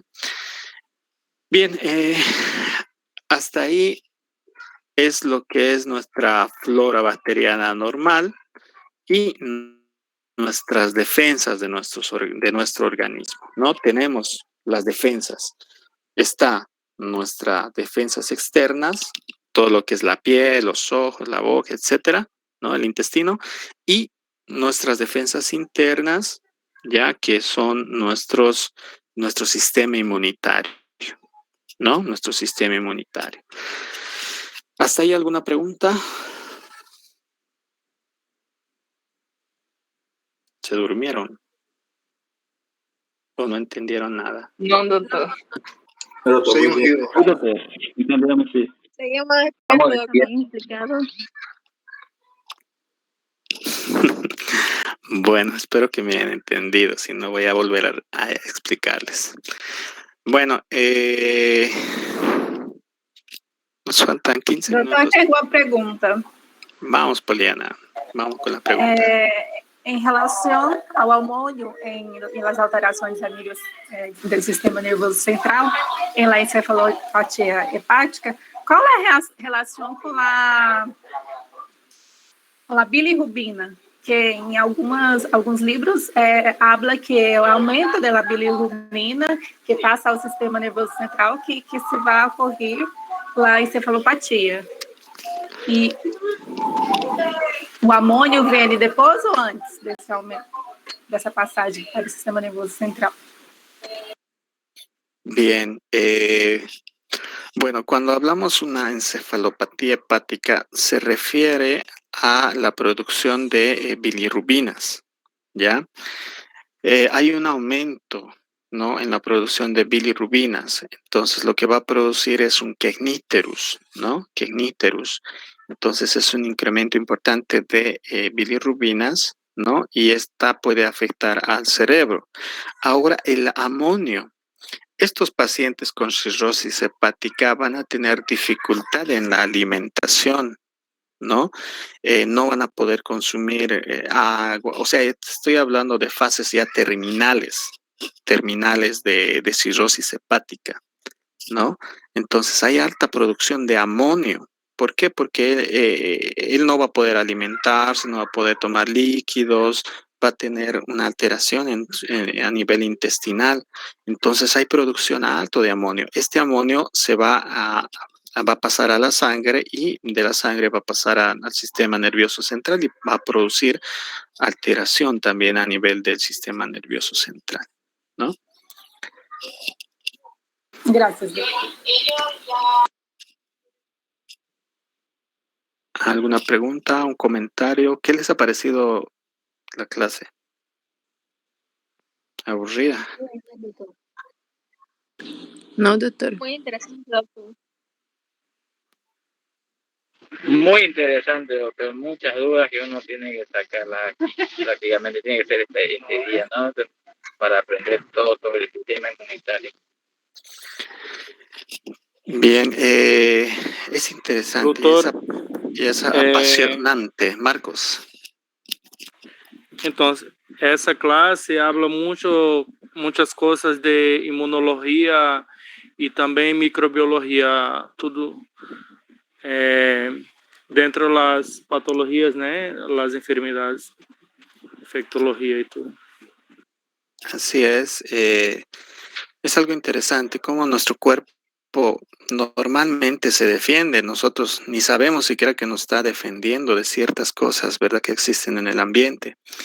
Y cuando estos penetran ya nuestra primera barrera de defensa, entonces ya van a defendernos ya nuestro sistema inmunitario, ¿verdad? Es lo que ocurre con los virus, ¿no?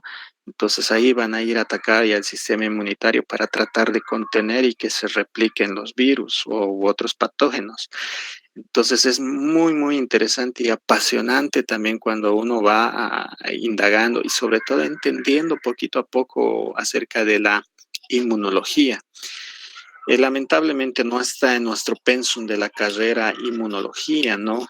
Yo tampoco soy especialista en eso, pero me gusta leer un poco acerca de eso. ¿Por qué? Porque en la fisiopatología que vamos a ver nosotros, en el COVID-19, por ejemplo, la tormenta de citoquinas, eso es netamente inmunología, ¿no? ¿Cómo se produce? ¿Por qué se produce? ¿Cuánta cantidad se produce? ¿Quiénes son los que producen las citoquinas, el factor de necrosis tumoral, la interleucina 6, interleucina 11, etcétera? Entonces, esas cosas hay que conocerlas un poco más a fondo y saber qué es lo que ocurre. Por ejemplo, en la tuberculosis, de la misma forma, saber por qué un paciente llega a esa forma caquéctica, ¿no? Esa forma caquéctica vale decir todo demacrado estos pacientes, es porque el factor de necrosis tumoral le está produciendo ese daño. Entonces, ¿cuándo vemos factor de necrosis tumoral? Cuando observamos y analizamos un poco más lo que es inmunología, ¿no? Entonces, hay esas cosas interesantes. Yo les quiero transmitir eso para que tengan un poquito más de idea, para que les guste esto. A veces la fisiopatología es pesada. Cuando uno no la entiende es complicado, pero hay que intentarle Doctor. varias veces. Hola, doctor. Adelante, Calevi. ¿Usted puede disponibilizar ese slide para nosotros? Colocar en grupo. Después. Es un buen asunto. Yo puedo colocar los slides, ya, o sea, por mí no hay problema, pero no me gusta compartir con las personas que no entran a nuestra clase. Yo se los mando a cada uno, aunque sea, sí, pero sí. bueno, es que el puede mandar mi contacto? Ahora, ¿qué sucede, Calevi? ¿Por qué no? ¿Qué ha sucedido en anteriores gestiones? Yo ya estoy trabajando 4 años con esta, ya 4 años es mi 4.º año con ustedes, de docente. Entonces, anteriormente daba así ya, las clases, no importa, la cosa es que aprendan, ¿verdad? Que lean, repitan, todo eso. Pero ¿qué sucedía? Sucedía que estudiantes, ¿no? Ellos leían, no sé cómo, buscaban seguro, etcétera, y sacaban mejor nota que los que asistían a clases. Y eso no es justo, ¿verdad? Porque ustedes están gastando de su tiempo, de su dinero, sus megas, etcétera. Entonces no es justo para mí, ¿no? Que ellos tengan mejor nota que ustedes. Entonces, por esa razón es mejor que estén en clases y obviamente les voy a pasar, no hay problema. El conocimiento hay que compartirlo con todos, ¿ya? Sí, doctor, sí. Bien, ¿algún comentario más? Sí, doctor. Bueno. Una consulta, por favor. Vamos, Melina.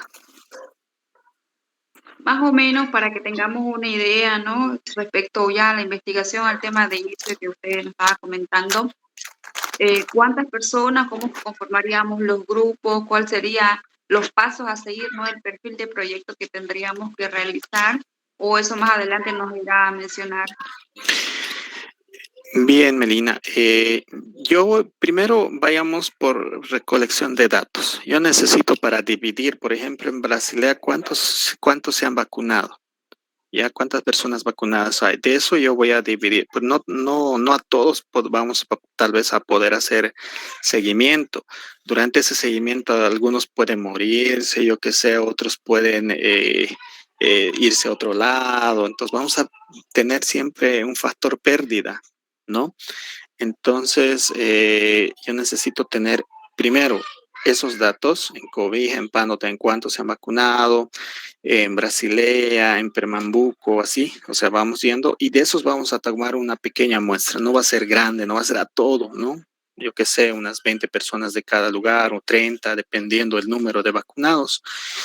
Y con el aporte de todos ustedes ya vamos a hacer seguimiento a esos grupos, ¿ya? Entonces, primero tengamos los datos, ¿ya? Los datos de todos esos y según los datos vamos a ir dividiéndonos, ¿no? Y también viendo las personas quienes van a participar, quienes quieran, ¿no? Participar de la investigación y todo aquello. Está bien, doctor, le agradezco. Gracias, Nerina. Bien, para terminar, ¿qué más nos faltaba? Acerca de la interacción social, ¿no?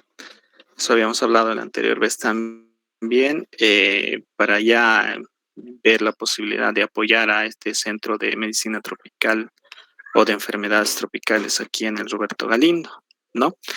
Entonces, para ver la posibilidad de eso, quería comentarles, había enviado un mensaje a un amigo que tiene su distribuidora o venta de esos equipos y él me dice que está un aproximado entre $1,000, $1,500, ¿no? De ahí nos pueden hacer una rebaja aproximadamente. Entonces, sacando algunos números, yo calculo unos aproximadamente de 10,000 bolivianos que tendríamos que juntar en 2 periodos, ¿no? Ahora no sé a cuánto nos tocaría colocar, poner, o quiénes pueden participar, etcétera. Entonces, eso yo lo dejo con Melina, que es la representante del curso, para ver cómo podemos hacer eso, ya, para apoyar obviamente a lo que es este centro de enfermedades tropicales. Listo, entonces más o menos nuestra meta sería tal vez conseguir ese monto, más o menos unos 10,000 más, o sea, para que dé la adquisición de estos equipos y también de reactivos, insumos que podemos comprar, ¿no? Bien, no sé si hay alguna pregunta, algún comentario al respecto para ya ir cerrando. Doctor. Ametista, adelante. Gracias. Tengo una duda, doctor, con relación a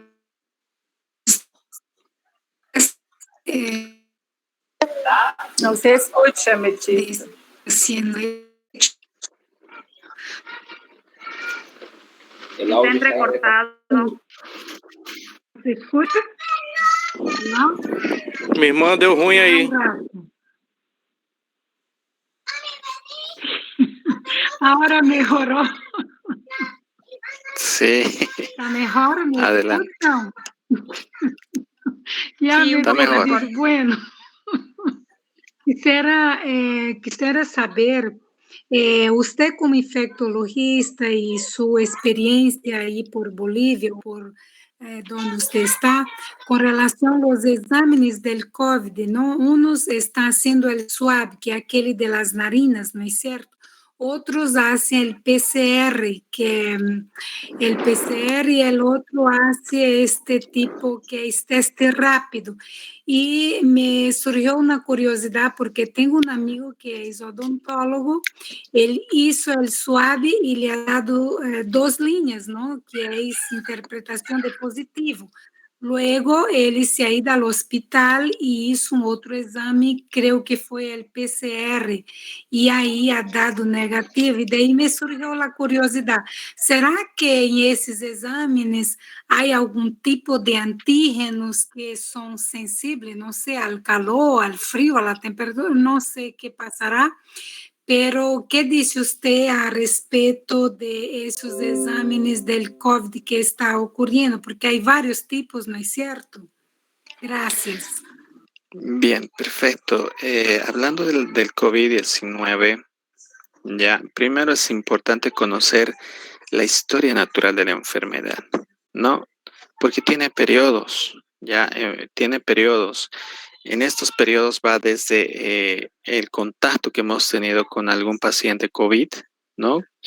Y luego, ya con el inicio de las manifestaciones clínicas, ya, el periodo de multiplicación del virus o un periodo viral que es alto, llega hasta los 5 días aproximadamente. Posterior de eso va disminuyendo hasta los 10 días, se va perdiendo. Y a partir del 7º día empieza a producir, en nuestro organismo empieza a producir anticuerpos, ¿no? Anticuerpos IgM, ¿no? Que pueden durar hasta 2 semanas, y luego anticuerpos IgG, que puede durar por bastante tiempo, ¿no? Entonces, las pruebas, ya sean de PCR, nos van a dar positivo siempre y cuando sean los primeros días, vale decir, los primeros 5 días donde el virus está alto, ¿no? Bueno, no sé si aquí tengo algunos datos, les puedo. ¿Tienen tiempo o no? Doctor, disculpe que me meta. Doctor, aquí los antígenos nasal, esos son efectivos como los PCR. Los PCR hasta 3 meses puede dar positivo. Ahora para eso hay el guía de control, el cuantitativo y el IgG, IgM, ese ya muestran la fase que están la enfermedad prácticamente. Todos los laboratorios que se le hacen, el PCR sale 3 meses positivo. Y para eso se le piden los CLIA a los pacientes post-COVID, después de 21 días para ver en cómo están. Perfecto, bien. Eso Doctor, es quiero hacer un comentario. conocimiento. Adelante. Mire, yo estuve con COVID en enero y la médico del centro de salud, Mapajo, ella me comentó que se estaba viendo muchas situaciones con respecto a pacientes que habían tomado ivermectina días antes de sacarse la prueba, aún teniendo todos los síntomas, les daba negativo. Y me dijo, ella no sabían por qué, y yo le dije, ¿por qué no hacían un estudio sobre eso, ya que tenían respaldo? Y ella me dijo que no, porque estaban todos tan cansados, excedían sus horas de trabajo, que lo único que quería era descansar. Cuando tú eres personal de salud, y creo que en eso estamos siendo formados, ¿verdad? Nuestra profesión es noble, es de servicio, ya no es mercantilista, no tendría que estar estudiando por tener dinero, yo qué sé, no es así.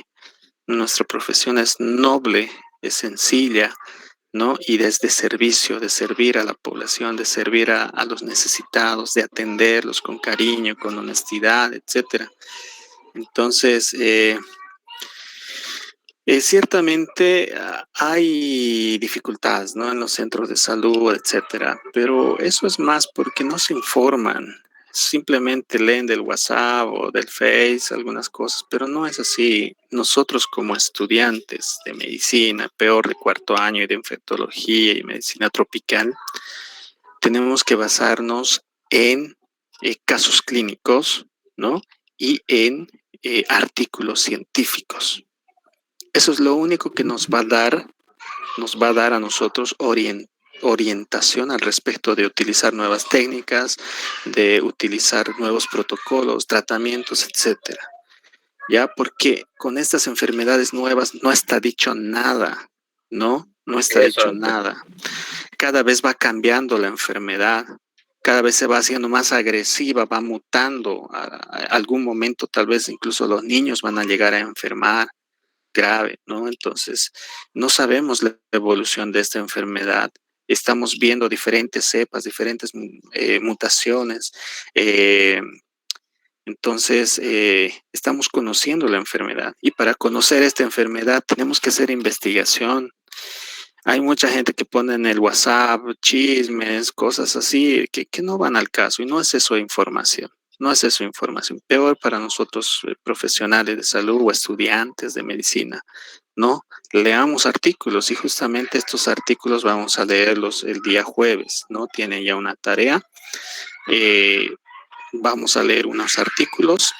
Quiero que solamente lo hagan el resumen, o sea, impriman el artículo o lo tengan en PDF, ¿ya? Y lo envían a mi WhatsApp más su resumen, un resumen cortito del artículo, ¿no? En que el mismo resumen del artículo lo pueden leer, no hay ningún problema. Puede ser en inglés, puede ser en otros idiomas también, no hay problema, ¿ya? Los artículos nuevos, la mayoría están en inglés, ¿no? Entonces, no hay ningún problema. Igual podemos traducirlo, igual podemos compartir lo que indica el artículo. ¿Listo? Entonces, no hagamos caso a esas cosas, por favor. Lo que les quiero explicar, y Franco también se nos adelantó, es esto. Tenemos que conocer bien lo que es la historia de la enfermedad, ¿no? Los periodos que tenemos. Primero, cuando el virus está en contacto, ingresa a nuestro organismo, ¿no? Este virus, hemos dicho que se tiene que multiplicar y se va a ir multiplicando, va a subir así.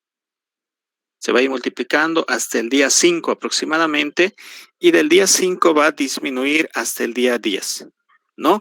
Entonces, si aquí hay una carga viral elevada, entonces yo puedo hacer fácilmente PCR, ¿no? Aquí me va a salir positivo el PCR, que va a ser mucho más sensible, y voy a poder hacer el antígeno nasal, ya, el antígeno nasal, ¿no? Entonces el antígeno va a buscar sus proteínas del virus, ¿no? En cambio el PCR va a buscar lo que son partículas de el RNA. Entonces, cuando el virus está con mucho más multiplicación, ¿no? Va a hacer este pico y aquí es donde voy a poder identificar con esas pruebas. Cuando ya disminuye posterior a los 10 días de la enfermedad, ¿no? Del inicio de síntomas, posterior a los 10 días, ¿qué pruebas le puedo hacer? Aquí le puedo hacer el cuantitativo o el CLIA, ¿no? ¿Recuento de qué? De anticuerpos. ¿Por qué? Porque a partir del 7º día, a partir de aquí, el cuerpo va a empezar a generar lo que es anticuerpos, ¿no? Entonces los anticuerpos van a empezar a subir, a subir. Aquí ya voy a poder identificar IgM o IgG. Hemos dicho que el IgM es de fase aguda, quiere decir que todavía está con la enfermedad, está con la enfermedad aguda, ¿no? Y si sale IgG es memoria inmunológica, queda memoria, la enfermedad ya ha pasado, solamente está con memoria inmunológica, ¿no? Pero ¿qué sucede? Como me decía su compañera, sale la prueba positiva IgM e IgG. Entonces hay que hacer la determinación de CLIA, ¿ya? La CLIA te da el cuantitativo. Entonces, si el IgM está más alto que el IgG, entonces eso quiere decir que ya está pasando la enfermedad, no hay por qué temerlo, etcétera, ¿no?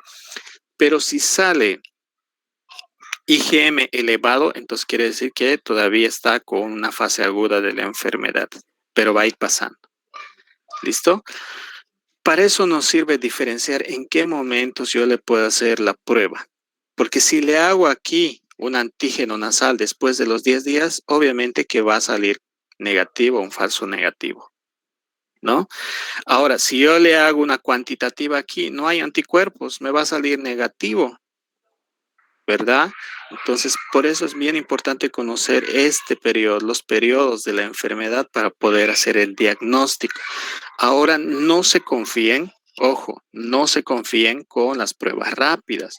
Las pruebas rápidas, si realmente algunas son mayor al 95, 90% de efectividad o sensibilidad o especificidad, ¿no?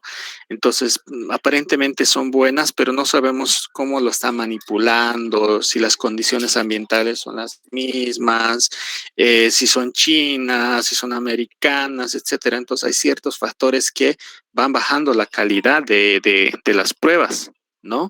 Entonces, no nos confiemos. Lo único que podemos nosotros confiar es la PCR y también el antígeno nasal, ¿no? Esas son pruebas confirmatorias.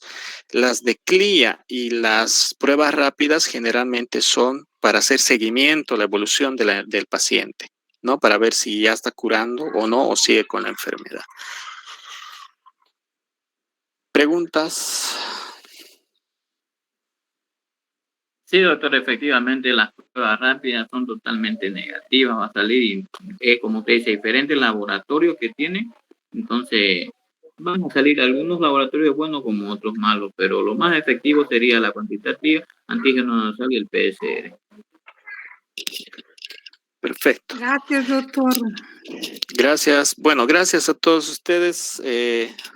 Cuídense, por favor. El día lunes estamos nuevamente con esto y a ver, vamos a ir madurando ya un poquito más nuestro trabajo de investigación, interacción social, etcétera. Adelante, Nelina. Doctor, disculpe, una consultita más va a disculpar que le cambie de tema, respecto al microscopio que usted nos estaba comentando, ¿verdad? Sí, sí. ¿Cómo se realizaría la coordinación de eso, doctor? Eso no comprendí. Ya, yo voy a confirmar más o menos, me quedo de indicar hasta el viernes, a ver, o si no voy a buscar por otros lados también. Entonces me va a dar ya el precio aproximado de lo que puede costar y con eso podemos ya tener un aproximado.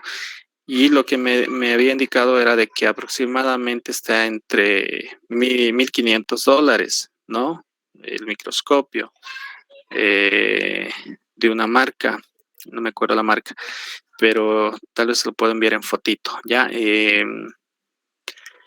Eso me había indicado. Entonces, aproximadamente está entre sus 10,000, o sea, haciéndonos una rebaja puede ser entre los 8,000, etcétera.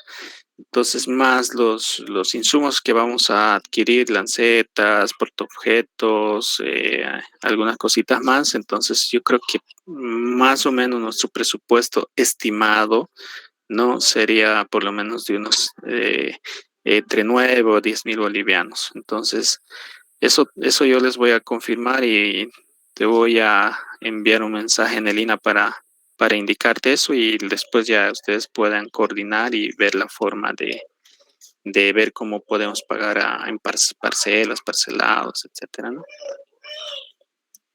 Ya, doctor.